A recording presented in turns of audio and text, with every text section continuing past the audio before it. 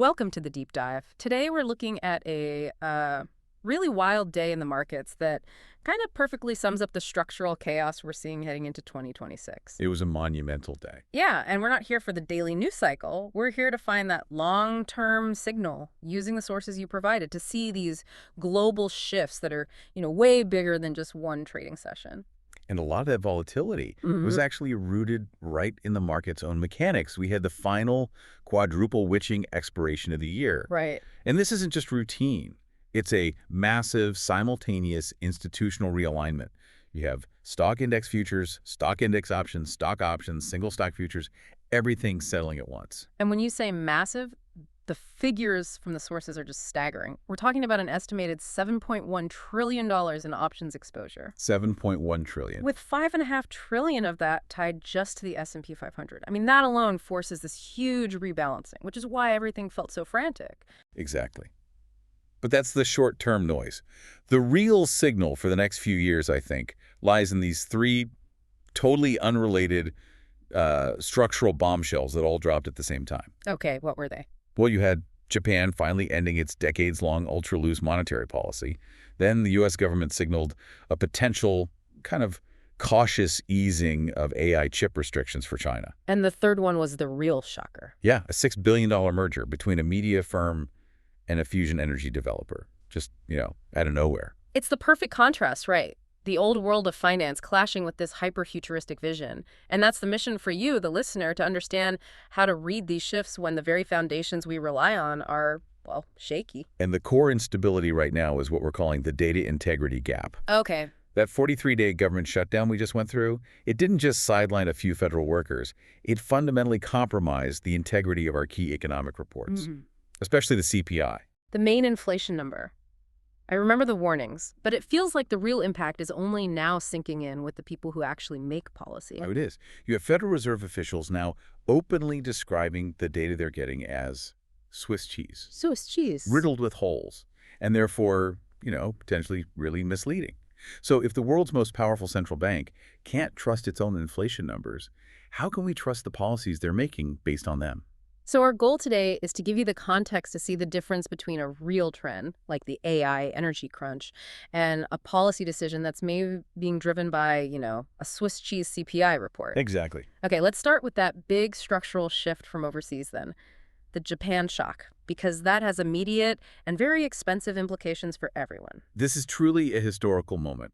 The Bank of Japan, the BOJ, they unanimously raised their short-term interest rate to 0.75%. Now that number sounds small to us, but for Japan. It's the highest it's been in 3 decades, since 1995. Yeah. This is the end of a long, long battle with deflationary fears. They're finally trying to normalize. And this isn't just a local story for Japan, is it? I mean, when a huge global capital exporter raises rates after being frozen for 30 years, the ripples hit everywhere, instantly. Absolutely. The move, which the BOJ said was because of rising wages and prices, it immediately pushed Japan's 10-year Treasury yield past 2%. Wow, which hadn't happened since 1999. Right, and crucially, that move instantly pulled bond yields higher in Germany and France. The cost of capital everywhere just ticked up. So Japan stops exporting cheap money, and borrowing gets more expensive for everyone else. The sources said French long bond yields surged to their highest point since the 2009 European bond crisis. That's a huge signal. It is. It confirms this broad normalization of the global cost of capital. We are officially leaving the era of zero-bound rates in all the major G7 economies. That changes the math for everything. Okay, so let's pivot back to the U.S. We've got global rates on the rise, but the Fed is trying to navigate this through what you called a compromise lens. How are they handling this data fog? They're being very cautious. New York Fed President John Williams came out and said there's no urgent need for another rate cut right away. He thinks rates are in a pretty good place. And others at the Fed agree. Yeah, Governor Christopher Waller basically said the same thing. He thinks there are maybe 50 to 100 basis points off neutral, so they have room to cut, but they should move steadily, slowly. It sounds like they're using the data fog as a reason not to act, even as the world is shifting under their feet. Which brings us back to that Swiss cheese CPI report. That report really highlights the problem. Yeah. The headline, inflation for November, came in at 2.7%, which was cooler than expected. It was flawed. Deeply flawed. Because of that 43-day shutdown, The Bureau of Labor Statistics just couldn't collect a big chunk of the October price data.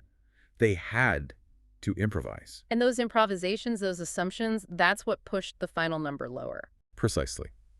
Analysts figure it probably biased the CPI reading down by about 0.1 percentage points. The key detail was shelter costs. Right, which is a huge part of the index. It's huge. And because of the missing data, the BLS just assumed 0% housing inflation for that month. That one assumption created this artificial cooling effect. The real number was probably closer to 2.8 or 2.9%. Which completely changes the no urgent need argument. If inflation is actually hotter than they think, their policy might be too loose, just as global borrowing costs are rising. So Japan is normalizing, but the Fed is flying blind. And this messy macro picture is creating a huge split in corporate fortunes. The K-shaped economy. Exactly. You're seeing this profound divergence where tech is soaring on this seemingly unstoppable AI narrative, while your traditional sectors like retail and logistics are really struggling. Let's start with the tech side. The Nasdaq had a huge day, and the Oracle TikTok mega deal was the big headline. Yeah, Oracle, along with Silver Lake and Abu Dhabi's MGX fund, they finalized a deal for a controlling 45% stake in TikTok's U.S. operations. ByteDance keeps 20%. So this finally settles the political fight over the app. But for Oracle, this is more than just social media. It's a massive play in the cloud wars. Oh, it absolutely cements their place as a hyperscaler. They're going to manage all of that data from American users. And it just highlights the epic scale of spending going into AI. The number in the sources was just incredible. A combined $500 billion. That's what Oracle, Microsoft, and Meta have committed to spending on data center leases in the next few years. That's not a blip. That's a structural bet on the AI future. And on the hardware side, there was a little bit of good news, a thaw in the U.S.-China tech war. A cautious thaw. Reuters reported that the Commerce Department is reviewing licenses that could let NVIDIA ship its H200 chip, their second most powerful AI chip, to approved customers in China. So not the cutting-edge stuff, but still high-end. Exactly. It's a pragmatic easing of restrictions, which obviously helps the margins for these big chip companies. Now, let's contrast all that tech optimism with the harsh reality on the ground for legacy brands. The Nike story is just a perfect example of the K-shape's downward leg. Nike stock got hammered. It dropped 10 to 11% overnight, falling below where it was when the current CEO took over. And what's so wild is that they actually beat overall revenue expectations. They brought in $12.4 billion, but the market just didn't care. The market fixated on one thing: China. Right. The weakness there was undeniable. Sales sank 17% in the quarter, shoe sales dropped a shocking 21%, and management said they expect these headwinds to continue. It's a massive red flag. The Chinese consumer is pulling back. And it wasn't just retail. The logistics giant FedEx also showed signs of pain in the physical economy. Yeah, another case of beating revenue estimates, but the stock's still falling. Yeah. They had $25 million in extra costs in November. And that was from an operational problem, not an investment. It was a disruption. After a UPS crash, the older MD-11 cargo fleet was grounded for safety checks. This forced FedEx to use expensive third-party cargo planes right in the middle of the holiday season. The story is clear. If your business relies on physical goods and the global consumer, you're feeling the squeeze. So that tech exuberance we talked about, the Oracle deal, the $500 billion in data centers, that brings us to the next big shift, the AI energy crunch. That kind of investment requires an insane amount of power. And it's already transforming the energy market. The sources showed the raw impact of this. Just the expansion of data centers has driven capacity prices in the PJM interconnection. That's the grid for the Mid-Atlantic and Midwest. It's driven them up by how much? About 1,000%. 1,000% over just 2 years. That's not something that just stays on a corporate balance sheet, is it? No way. It directly impacts everyday life. That spike in wholesale prices is feeding right into residential electricity bills in those areas. This is where the AI boom stops being some abstract idea and starts hitting your wallet. And this incredible hunger for energy led to maybe the most bizarre news of the day, Trump Media pivoting into fusion energy. It is a remarkable story. Trump Media, known for its social media platform, announced a $6 billion all-stock merger with TAE Technologies, a private fusion power company. So TMTG is basically the money, right? They're putting up $300 million in cash. Exactly. And the stated reason for the deal is to combine TMTG's access to capital with TAE's technology, specifically to supply power for AI data centers. Wow. So they're explicitly saying that the power needs of AI can't be met by the current grid. Not by fossil fuels, not even by existing renewables. Fusion energy, which isn't even commercially viable yet, is now being packaged as a necessary solution for the AI boom. And that validates the whole critical materials market, doesn't it? If big tech is betting on nuclear and fusion, what does that mean for the assets that underpin them? It explains why things like uranium are so strong. Demand is expected to double by 2040, and it's being fueled by big tech looking at options like small modular reactors, SMRs. Little miniaturized nuclear plants. Exactly. Perfect for powering a giant data center campus. And this fear of instability, plus the energy crunch, it's driving a flight to precious metals. Gold and silver hit record highs. Absolutely. Gold closed over $4,000 an ounce. It's driven by strategic demand and real concerns over fiscal dominance in developed economies. Can you explain that term, fiscal dominance? Sure. It's basically when government debt gets so high that it constrains the central bank. The bank can't raise rates too high because it would bankrupt the government with interest payments. So the central bank becomes a prisoner of government spending, and the value of the currency is at risk. And investors see that, and they flee to gold and silver as a hedge, a flight to assets that are outside of the government's balance sheet. Okay, shifting gears completely, let's look at Washington, where they're finally trying to bring the wild west of digital assets into the traditional banking system. This was short in the sources, but the implications feel huge. The integration of crypto and banking is definitely speeding up. The FDIC proposed new licensing rules for banks to issue stablecoins, based on the Genius Act. So banks can get in the game, but with more oversight. Right, through a separate subsidiary, which is stricter than what non-bank issuers face. And we even saw a crypto firm, Airbor, get FDIC approval for deposit insurance. The system is starting to bend. But the regulators are still worried. They are. The Federal Reserve put out an analysis warning about the systemic risks here. And what's the core risk they see? Yeah, what happens if stablecoins get really popular? If you and I start holding stablecoins instead of bank deposits, that money leaves the traditional banking system.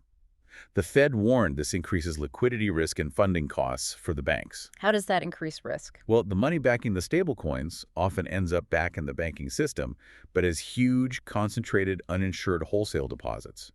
And those are way less stable than millions of small, insured retail accounts. So if there's a panic, that big chunk of wholesale money could flee all at once and create a huge liquidity crisis for a bank. Exactly. It creates a single point of failure. Okay, and quickly on the legislative side, we also saw some movement on domestic issues. We did. House Republicans advanced a bill to address the expiration of COVID-era ACA subsidies. That's a big one, because millions could see their healthcare costs spike if those expire. And they also committed to a vote on banning stock trading for members of Congress. Yes, a vote in the new year on that, responding to a lot of public pressure on ethics. And finally, geopolitically, some movement on Ukraine funding. The EU agreed to loan Ukraine over $100 billion for defense for the next 2 years. So the long-term funding is there. But they still haven't agreed on how to use frozen Russian assets to pay for it. The commitment is there, but the legal mechanics are still very complicated. Okay, let's bring it all back together. We've got the story of two economies, the soaring, power-hungry tech sector and the struggling traditional industry. And it's all happening under this cloud of compromised data. What's the signal we should be taking from all this noise? The structural trends for 2026 are really complex. You have these two massive shifts happening at the same time.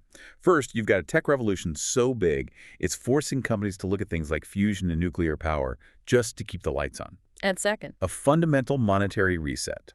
The Bank of Japan, ending decades of easy money, is structurally raising the cost of capital for the entire world. and that first point, that the underlying data is compromised, that feels like the filter everything has to be viewed through now. You have to be more skeptical than ever. We think market leadership is going to broaden in 2026. It won't just be the mega-cap tech stocks. Investors will likely favor more balanced approaches, including value and critically hard assets as that hedge against fiscal dominance. So we'll leave you with a final thought to mull over, connecting all these forces. We saw Nike's sales plunge in China, showing consumer weakness. But reports also confirm China is developing a prototype to reverse engineer cutting-edge EUV semiconductor tech. So, if China succeeds in making its own advanced chips, which the U.S. trade war was meant to start, does the U.S. government's idea of national security assets have to shift? Does it move away from tariffs and towards internal energy production, just like that Trump-Mediaite merger suggested? That shift from a tech trade war to an energy arms race, that might be the real dynamic to watch. That's the deep dive for this session. Thanks for joining us. We'll catch you next time.